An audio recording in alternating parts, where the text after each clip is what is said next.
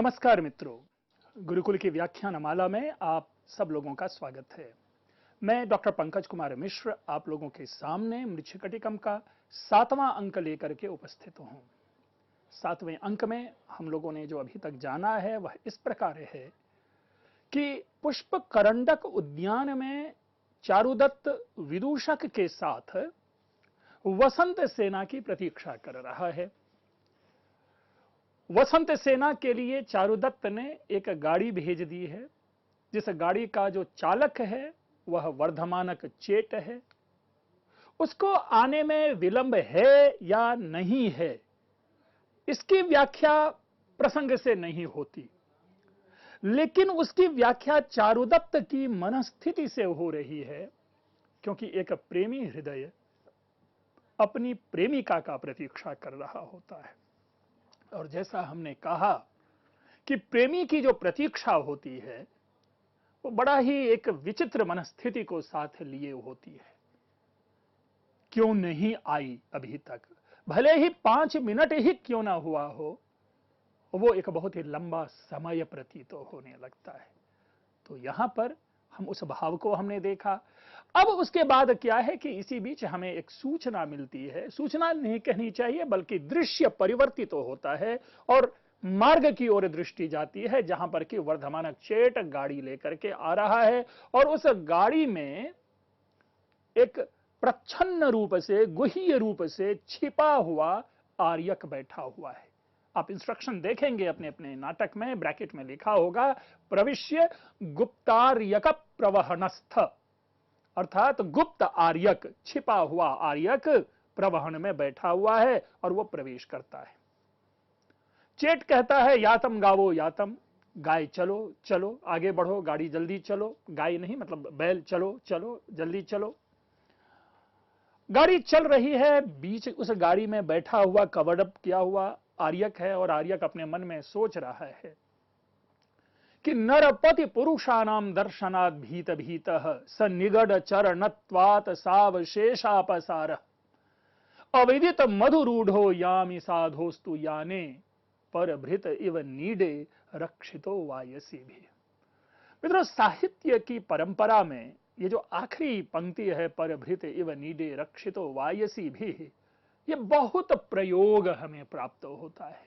मैं आऊंगा इस विषय पर, लेकिन पहले इसके अर्थ को जान लेते हैं। कहते हैं कि नीडे अर्थात घोंसले में, नेस्ट में, जिस प्रकार परिभृत अर्थात कोयल, वायसी भी अर्थात कौवियों के साथ, यानी शी क्रो अर्थात कौवों के द्वारा रक्षित, रक्षा की जाती है, उसी प्रकार मानो मैं आर्यक नरपति पुरुषानाम दर्शनात् भीत भीत, नरपति यानी राजा के पुरुषों के दर्शन के कारण बहुत अधिक डरा हुआ, सनिगड चरणत्वात् पैरों में जकड़े हुए जंजीर वाके होने के कारण, सावशेषापसार अविदित मधिरूढ़, भाई बिना जाने ही, लोगों को नहीं पता है, याने अधुरूढ़, मैं इस यान में बैठा हुआ यामी जा रहा हूं, किसके? साधो अविदितम, साधो यानी मैं समझता हूं इस साधु के माध्यम से चारुदत्त की ओर इशारा किया गया है कि उस सज्जन पुरुष को यह नहीं मालूम कि मैं इस गाड़ी में बैठा हुआ हूं। मानो ठीक हो उसी प्रकार जिस प्रकार कौवा कोयलों की रक्षा अपने घोंसलों में करती है और बचाती है, उसी प्रकार मानो मैं उस चारुदत्त की गाड़ी में बैठा हुआ आगे बढ़ता जा रहा हूं, बचा हुआ जा रहा हूं, रक्षित जा रहा हूं। मैंने चर्चा की थी कि यह परभृत और कोयल वाले, परभृत और जो वायस है अर्थात कोयल और कौवों के बारे में हमारे साहित्य में इस प्रकार की उपमाएं भरी पड़ी होती है। परभृत शब्द का अर्थ ही होता है परैः भृतः, दूसरों के द्वारा जिनका लालन पालन किया गया हो, पालन पोषण किया गया हो।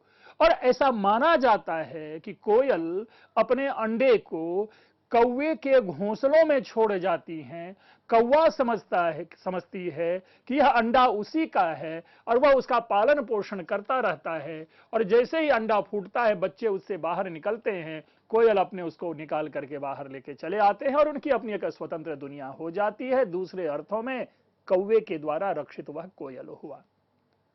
याद हो आपको अभिज्ञान शाकुंतलम का 5वां अंक, जिस अंक में दुष्यंत भरी सभा में शकुंतला का अपमान करता हुआ उस वृद्धा तापसी गौतमी को कहता है कि स्त्रियां जो है वो कोयल होती हैं, बहुत बुरी तरह से वहां पर अपमानित करता है। दूसरे शब्दों में पूरा का पूरा साहित्य भरा पड़ा है जहां पर इस प्रकार का उदाहरण मिलता है, यहां पर लेकिन एक प्रकार से ये पॉजिटिव वे में उदाहरण है, ये उपमा है, जबकि अभिज्ञान शाकुंतलम में हमने एक पूरे स्त्री समवाय के ऊपर में एक कटु टिप्पणी के रूप में देखा था, एक नेगेटिव अप्रोच के रूप में देखा था। ठीक है, ये एक प्रकार से असर्शन है, एक प्रकार से ये उनका बलपूर्वक कथन है आर्यक का कि किस प्रकार मैं रक्षित हूं। गाड़ी आगे बढ़ रही है, गाड़ी आगे बढ़ रही है, स्वाभाविक है उस गाड़ी के ऊपर में जो कवर अप है, जो उसका बना हुआ है, उस बॉक्स से या उससे बाहर की दुनिया उनको दिखाई दे रही है, दूर नजर जाती है और उसको प्रतीत तो होता है कि वह नगर से बाहर निकल चुका है, अर्थात जो जनसम्मर्द है, जो लोगों की भीड़ है, उस भीड़ से उसकी गाड़ी अब काफी आगे निकल चुकी है, यानी शांत प्रदेश है, खुला इलाका है, लोग बाग कम दिखाई दे रहे होंगे, इसलिए भय की जो डिग्री है, जो डिग्री ऑफ जो फियर है, वो लेस हो चुका होगा। और उसी का भाव जो है यहां पर हम आर्यक के इस संवाद में प्राप्त करते हैं कि अहो नगरात सुदूर मपक्रांतोस्मि, नगरात सुदूरम अपक्रांतोस्मि, अर्थात नगर से काफी दूर निकल चुका हूं, काफी आगे आ चुका हूं। तत्किमस्मात् प्रवहणादवतीर्य वृक्षवाटिका गहनम प्रविशामि, तो क्या मैं ऐसा करूं कि इस प्रवहन से, अर्थात इस बैलगाड़ी से, इस बुलॉक कार्ट से अवतीर्य उतर करके, निकल करके वृक्षवाटिका गहनम, ये जो गहन वृक्षों वाला जो उद्यान है, ये जो वृक्ष वाटिका है जिसमें काफी गहन पेड़ पौधे आदि दिखाई दे रहे हैं, सघन जो उद्यान है, क्या मैं उसमें प्रवेश करूं, अर्थात थोड़ी देर निकल करके मैं इस प्रकृति का, इस उद्यान का, इस जंगल का मैं आनंद लूं। मित्रों, हर व्यक्ति जब अपनी यात्रा में होता है और यात्रा पर निकलता है तो जहां पर ये जंगल हो, पहाड़ हो, पर्वत हो, तो हम रोड के किनारे अपनी गाड़ी को रोक करके उसका आनंद लेते हैं। कदाचित ये भाव आज का नहीं है, ये कोई पाश्चात्य एक प्रैक्टिस नहीं है। हर व्यक्ति के हृदय में प्रकृति के सौंदर्य लेने का एक स्वाभाविक विचार होता है, उनकी एक स्वाभाविक प्रवृत्ति होती है। तो यहां पर भी हम एक सामान्य चरित्र में इस प्रकार की भावना को देख रहे हैं। और वैसे भी हमारा जो क्लासिकल एरा का जो लिटरेचर है, उसमें यदि प्रकृति नहीं है तो पात्र जीवंत नहीं है। सारे के सारे प्रायशः पात्रों का जो परिवर्धन होता है, उसमें कहीं ना कहीं प्रकृति की एक महत्वपूर्ण भूमिका होती है। तो खैर, उनकी इच्छा यह होती है, तुरंत अपनी इस इच्छा को वो बदलते हुए कहता है, उता हो प्रवहन स्वामिनम पश्यामि, छोड़ो छोड़ो, अभी हम अब इसमें नहीं उतरते हैं, चलो जो गाड़ीवान जो है, गाड़ी जो है, उस गाड़ी का जो मालिक है उसी से मिलता हूं, अर्थात चारुदत्त से मिलता हूं। अथवा कृतम वृक्ष वाटिका गहनेन, तो यूं समझो कि चलो हो गया, मैंने वृक्ष वाटिका देख ली, चलते हैं, बस चारुदत्त से मिलते हैं।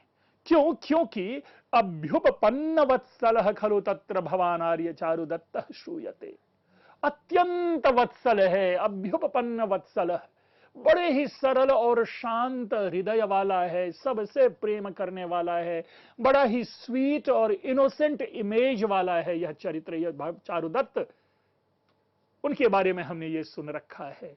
तो तत्प्रत्यक्षीकृत्य गच्छामि, इसलिए उनका प्रत्यक्ष करके अब मैं यहां से चलता हूं।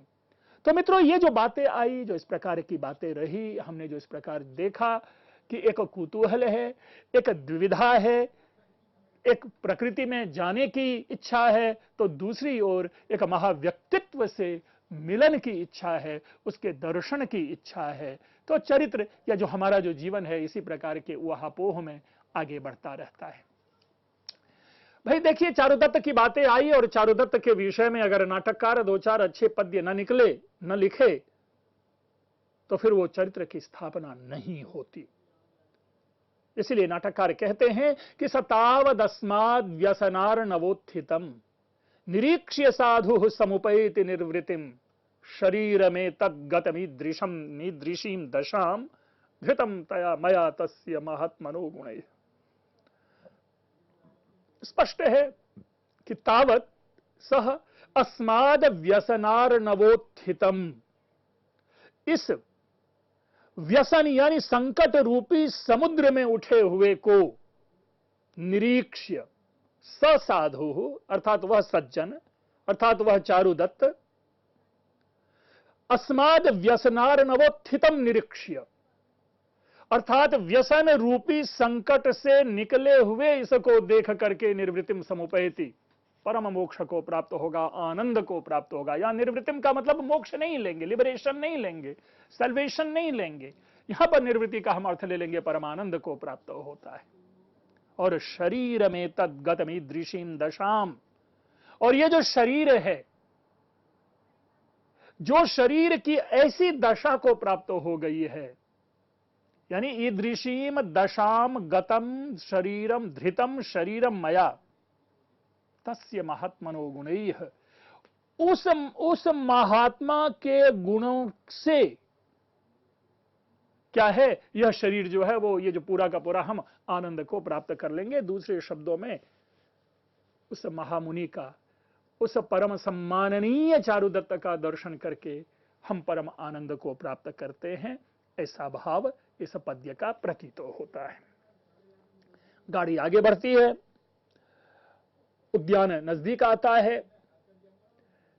आर्यक को भी अब प्रतीत पता है, ज्ञात है, या गारीवान को ज्ञात है कि पुष्पकरंडक उद्यान में ही आना है, और वहां पर आकर के वो देखता है कि उस उद्यान में प्रवेश कर दिए। इदम तदुद्यानम, यही वह उद्यान है।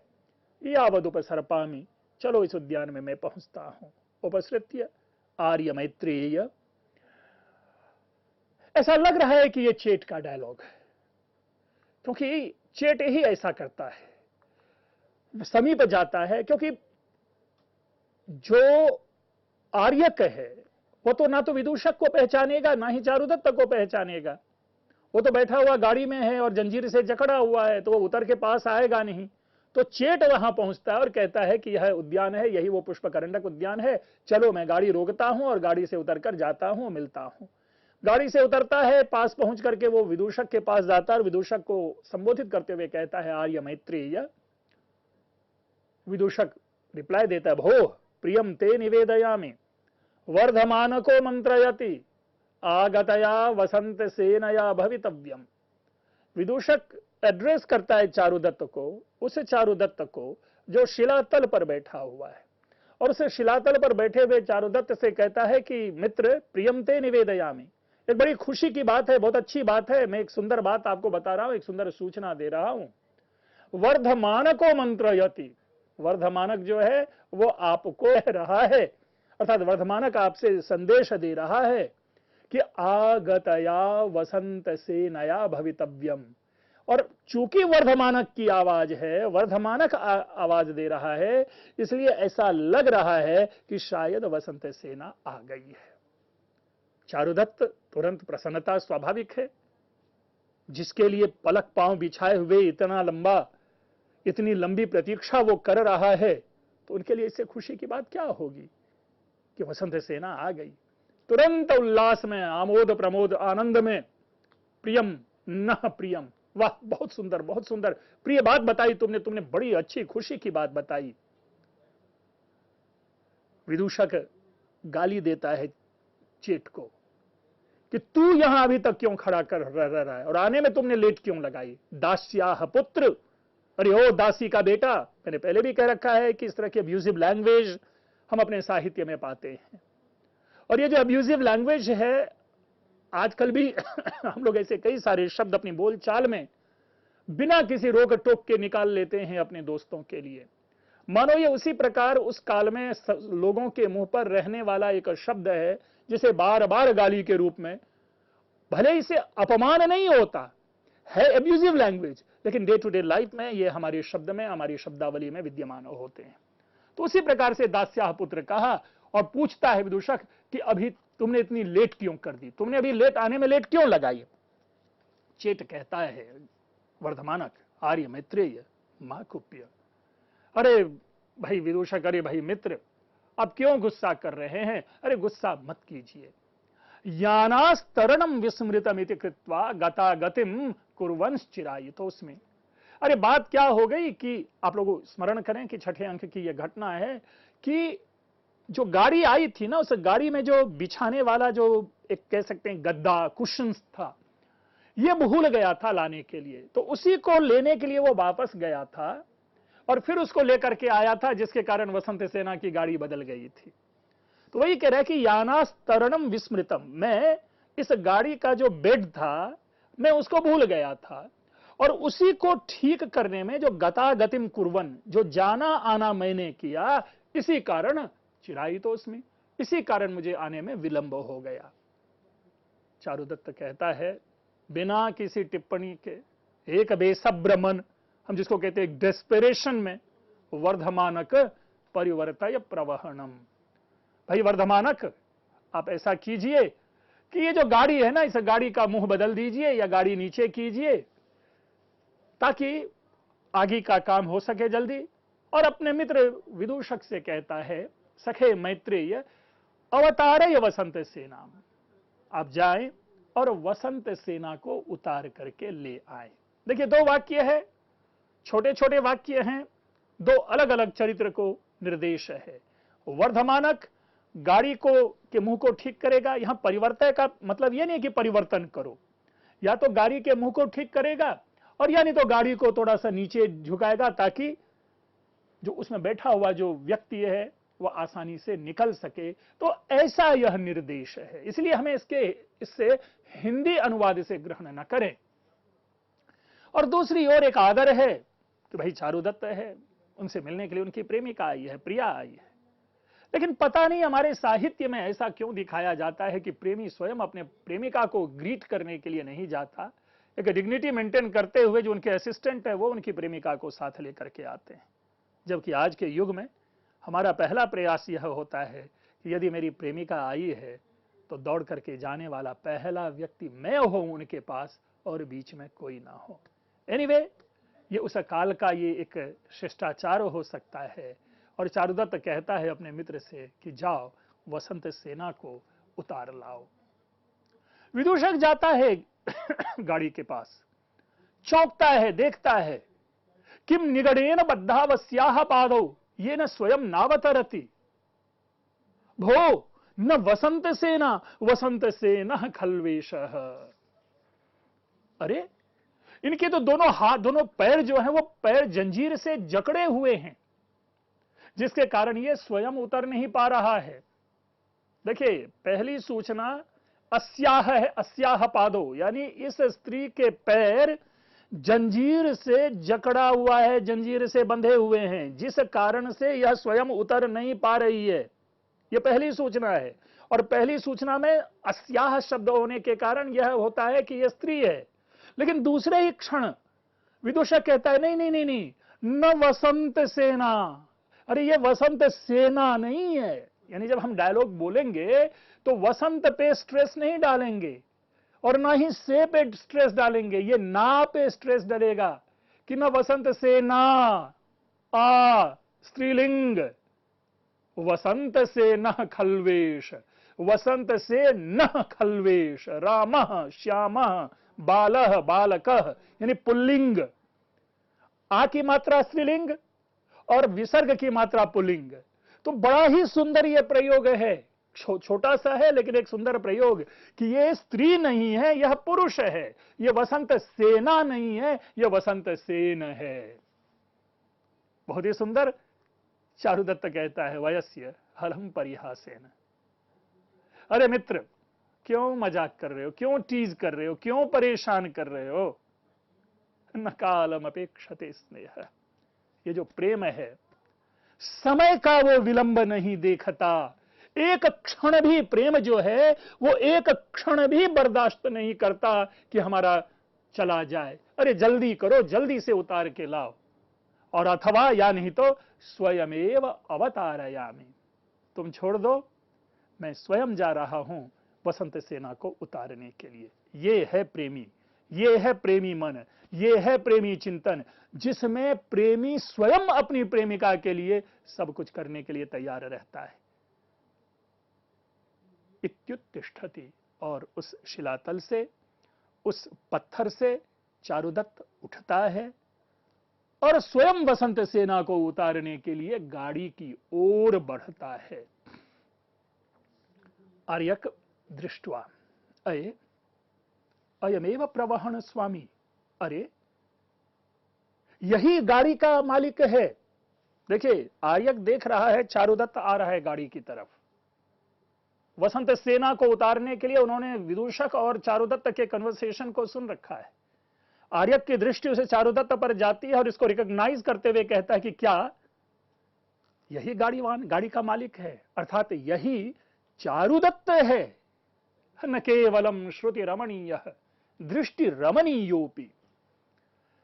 अभी तक तो इन्होंने उनके बारे में बातें सुनी थी, चारुदत्त के बारे में, और अभी तक चारुदत्त की बातें सुनी थी उन्होंने। देखिए, दो बातें हैं, एक है चारुदत्त के विषय में बातों को सुनना और दूसरा है चारुदत्त की बातों को सुनना।